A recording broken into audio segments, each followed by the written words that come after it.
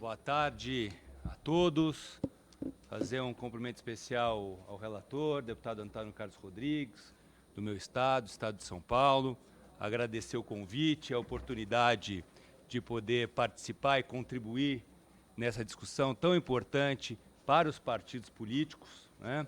Um assunto que está recebendo uma enorme repercussão por parte da imprensa, uma cobertura grande por parte da sociedade brasileira. E acredito que, não só na qualidade de advogado eleitoralista, sou há mais de 23 anos advogo na Justiça Eleitoral, especialmente no TRE de São Paulo e no Tribunal Superior Eleitoral, prestando assessoria e consultoria jurídica a partidos políticos, especificamente nessa área de prestação de contas. No nosso ver, os 3 artigos aqui da PEC vieram em boa hora, senhor relator, para alívio das agremiações partidárias que hoje estão sufocadas com as questões relativas a desaprovações de contas e, como eu tentarei mostrar aqui, muitas vezes por falhas meramente formais, por desatendimento de requisitos meramente técnicos, muito ao largo de qualquer malversação ou uso irregular de recursos públicos. Primeiro ponto que eu gostaria aqui de destacar, e a minha fala tentarei ser bastante breve, é traçar algumas ponderações a respeito dos 3 artigos, né? O artigo 3º, o artigo 4º e o artigo 5º da PEC. O 3º ele vai tratar especificamente da questão da não aplicação das sanções pelos descumprimentos de cotas mínimas de recurso para as candidaturas femininas e para também candidaturas de negros e pardos. O artigo 4º ele vai tratar da questão da não mais cobrança ou não sanção das penalidades aplicadas às agremiações partidárias nas suas prestações de contas, né? Também relativamente às demais multas eleitorais aplicadas pela Justiça Eleitoral. E o artigo 5º trata da forma de arrecadação dessas penalidades que, porventura, ainda existem, né? O que eu gostaria de lembrar aqui, senhor presidente, e nós temos visto isso de uma forma bastante contundente na imprensa, tratar pejorativamente essa PEC como a chamada PEC da anistia, né? Seria uma PEC que ela viria simplesmente passar uma borracha em todos os malfeitos que os partidos políticos teriam feito, né?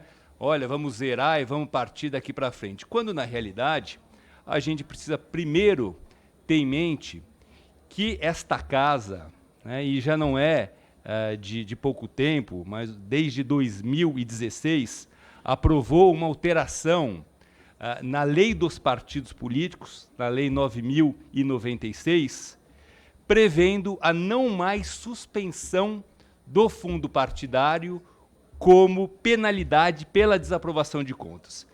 Evidentemente, o que existia antes, num primeiro momento, a desaprovação de contas, ela trazia uma sanção de suspensão de 12 meses de recebimento de fundo partidário.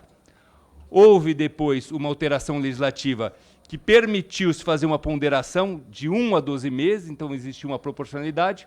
E, finalmente, em 2016, essa casa diz o seguinte: olha, a penalidade a ser imposta em razão da desaprovação de contas será a restituição dos valores, eventualmente acrescido de multa de até de 20%, sem aplicação da suspensão de fundo partidário, reconhecendo justamente a importância das agremiações partidárias.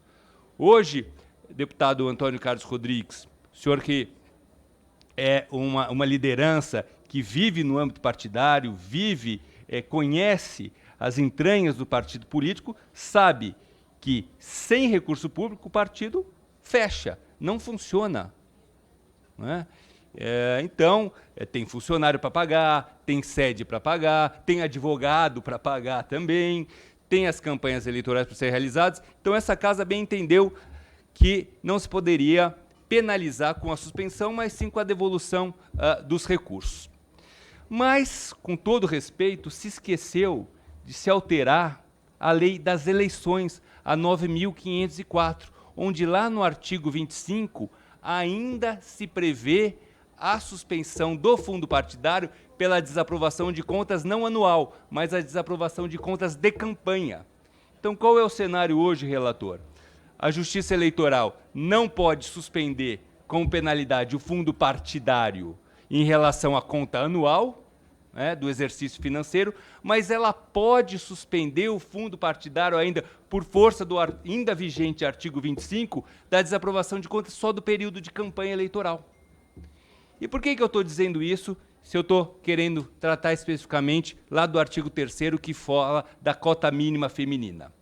Porque eu tenho certeza aqui que a nossa procuradora Raquel Branquinho fará uma bela defesa da política de inclusão das mulheres, dos negros. Ninguém discorda aqui, senhora procuradora, de que conquistas sociais como essa jamais devem regredir. Mas o que eu ouso aqui trazer a esta comissão é que, sem anistia, aí sim que nós não vamos mais conseguir cumprir as cotas mínimas de investimento para a inclusão de mais mulheres na política e de mais negros na política. Por quê? Porque hoje o partido político, seja diretório municipal, estadual, nacional, que tem as suas contas de campanha desaprovadas por não cumprimento de cota, qual vai ser o resultado disso? Suspensão do fundo partidário. O partido pode ficar 1 ano sem o fundo partidário. Nós temos eleição no ano que vem. O partido, 1 ano sem fundo partidário, o que ele vai acontecer com ele? Nessa preparação das eleições municipais, não vai investir na qualificação das mulheres, não vai reservar, guardar, economizar recurso para investir na campanha de mulheres e negros. Então, o que eu tenho aqui a dizer, principalmente, senhor relator, é que entendo a defesa dos movimentos sociais que lutam pela inclusão feminina na política, mas, neste momento, até porque nós tivemos um cenário, vamos aqui lembrar, em relação à cota de negros, que isso surgiu por uma construção do Supremo Tribunal Federal em agosto, nas vésperas da eleição, sem sequer ser dado aos partidos políticos mecanismos para que ele conseguisse verificar o quanto que ele tem que investir.